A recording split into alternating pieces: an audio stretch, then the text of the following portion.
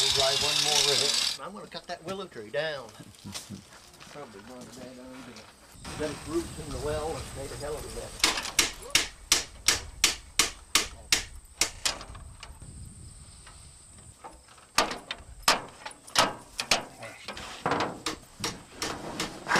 You're going to be on top of your angle, aren't you?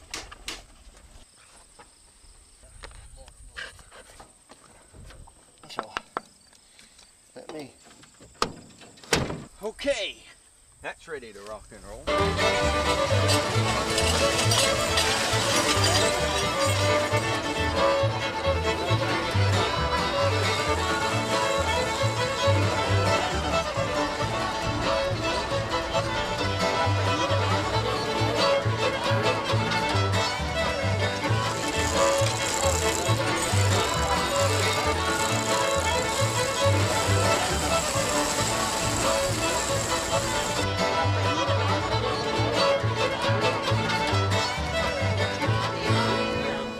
Stone Soup Institute takes a dozen students 18 years and older through a one-year cycle of the seasons in coastal Maine, immersing them in the knowledge and skills they'll need for living a vibrant life in the country. Stone Soup is also about developing one's awareness of what's real, the natural world that sustains us, the real work, the real costs of life on this earth, real play, real creativity. It's about living without fear or blinders. It's about being tough, resourceful, humorous, and ready to do what it takes to get the job done right.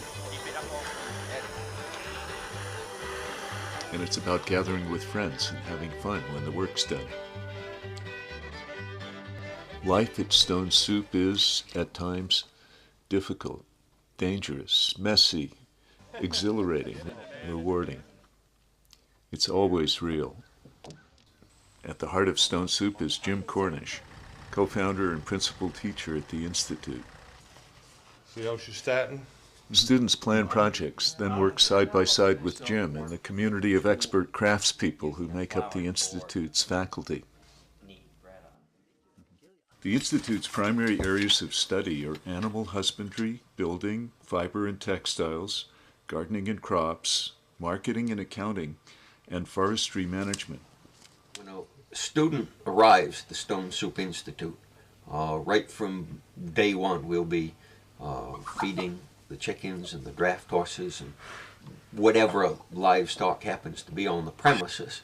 We'll work with the chainsaws within the first day or two, and it will evolve from there into the woods, into the silviculture and woodlot management part of the curriculum, which is wed to the building portion of the curriculum. And as much as first we will have a discussion about what sort of buildings that we're going to put up, and from that discussion we will draw up a plan. From the plan we will generate a materials list. With the materials list we will walk into the woods and begin to select the trees that we will need for the project.